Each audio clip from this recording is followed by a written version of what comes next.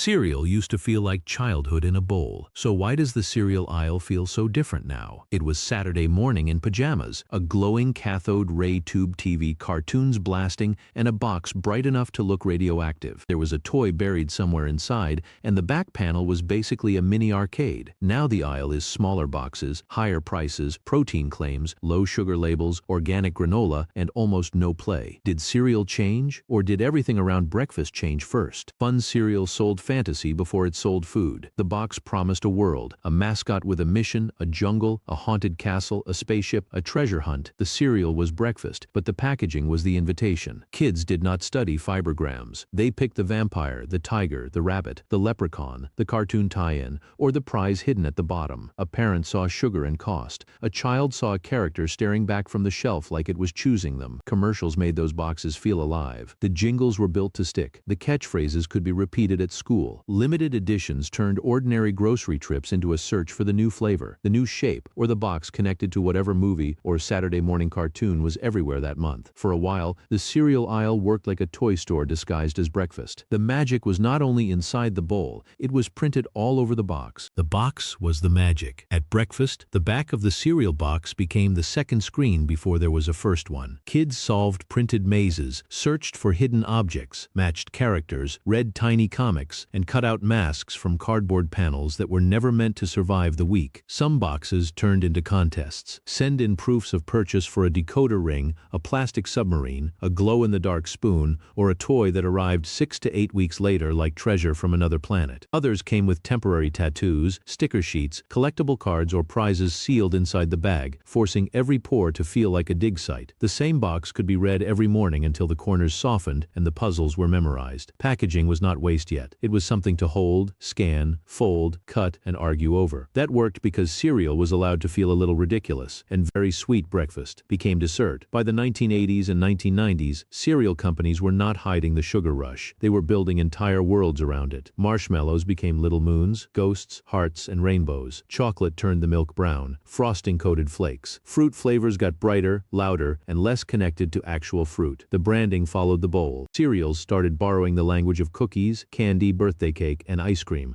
with neon colors and mascots acting like every spoonful was an event. And honestly, that was part of the appeal. It was sold as breakfast, but some bowls felt like candy with milk, while a cartoon tiger, vampire, or leprechaun cheered you on. The problem was not that kids liked it. The problem was that parents eventually started reading the box differently. Once the fun looked like a nutrition label, the whole mood around cereal began to shift. Parents started asking questions. As nutrition labels became a normal part of shopping, cereal boxes started giving parents more to notice. Sugar grams, serving sizes, ingredient lists, artificial colors, and long-processed food formulas were no longer hidden in the fine print. They became part of the conversation at the kitchen table. This was not one single panic, and it was not just about one ingredient. Schools were changing what they served. Doctors were talking more openly about children's diets. Regulators and advocacy groups were paying closer attention to advertising aimed at kids. Health-conscious consumers were comparing breakfast cereal to other packaged foods and asking why the morning meal needed so much cartoon energy attached to it. That changed the public image of cereal. A box could still be colorful, sweet, and familiar, but it now had to survive adult scrutiny. Cereal companies did not just have to sell to kids anymore, they had to reassure adults. For decades, cereal ads had talked to children as if the box were a ticket into a cartoon world. Mascots made the pitch, jingles made it memorable, and prizes made breakfast feel like a deal only kids understood. Then that model became harder to defend. Researchers, parent groups, and regulators questioned whether young children could recognize persuasion, especially when the product was sweet and the salesman was a beloved character. The issue was not that every cereal ad vanished overnight. The issue was that the old style now carried risk. So the message shifted. Commercials still kept the mascots, but the camera often turned toward parents. Boxes highlighted whole grain, vitamins, fiber, simpler ingredients, and portion balance. Fun was still allowed, but it had to look responsible. And while cereal companies were adjusting their ads, the place where kids saw those ads was starting to collapse. Saturday morning disappeared. For a long time, cereal had a weekly stage. Saturday morning television put millions of kids in front of the same cartoons at the same time, often with a bowl in their hands. They saw the same cereal commercials, heard the same jingles, and learned about the same prizes before school on Monday. That mattered because the box did not live only in the kitchen. It continued on the playground where kids compared mascots, repeated catchphrases, and talked about which toy was buried inside which brand. Then the schedule broke apart. Streaming, tablets, tablets, YouTube, and on-demand shows let every child watch something different whenever they wanted. Breakfast no longer gathered around one shared broadcast. Cereal did not only lose cartoons, it lost the cultural stage that made it feel important. The cereal aisle grew up. Walk into the modern cereal aisle and the boxes are still there, but they have clearly been to therapy. There is protein cereal, keto cereal, organic cereal, low-sugar cereal, grain-free cereal, and granola that looks like it has a financial advisor. The old boxes shouted at children. The new ones whisper at adults who are comparing fiber, whole grains, net carbs, added sugar, and whether the packaging uses enough beige to imply moral discipline. Cereal did not disappear. It put on a linen shirt, started reading labels, and tried very hard to look responsible. Even the mascots seem to have been replaced by clean fonts, matte colors, and promises that breakfast can support your identity. That grown-up branding solved a real problem. Parents wanted healthier options, but it also made cereal feel less like a prize and more like a spreadsheet. Then the price tag started doing damage. A cereal box that used to feel like an easy yes became something shoppers had to justify. People began checking price per ounce, comparing family size to regular size, and noticing that some boxes looked tall on the shelf but felt suspiciously light in the cart. At the same time, the extras faded. Fewer toys inside, fewer wild mail-in promotions, fewer boxes that felt like they were giving you a game, a prize, or a reason to beg for that specific brand. So cereal became a calculation. How many servings are actually in this box? How much sugar is in each bowl? Is this sale real, or did the package quietly shrink? When breakfast becomes math, it is harder for it to feel magical. What we actually lost. The point is not that cereal needs to go back exactly to the way it was. Modern choices are not automatically worse. A parent wanting less sugar is not the villain. A kid eating yogurt, eggs, oatmeal, or nothing at all is not the tragedy. What disappeared was the ritual. The cereal aisle used to be connected to a whole system of childhood habits. You picked a box because of the mascot, the colors, or the promise printed on the front. You poured carefully because the toy might finally slide out. You read the back panel while the cereal got soggy, solving mazes, staring at comics, or checking some fake club offer you were never going to mail in. Then those rituals extended beyond the bowl. Kids traded cereal prizes at school. Saturday cartoons gave everyone the same references on Monday. Goofy mascots showed up in commercials, on boxes, in lunchroom arguments, and sometimes in actual playground games. Breakfast felt like an event because it belonged to a shared schedule. That is why the change feels bigger than cereal. The food changed, but so did childhood media, parenting expectations, grocery prices, health culture, and the way kids spend time. Cereal did not simply stop being fun on its own. The world around the bowl changed with it. Thanks for watching. In the comments, tell me which cereal box you remember reading before school. Cereal did not stop being fun for one reason. Childhood changed, media changed, parents changed, prices changed, and food culture changed. Maybe cereal did not stop being fun. Maybe the world around the bowl grew up. If you remember reading the back of the cereal box before school, subscribe to Food We Forgot for more stories behind the foods that shaped our lives.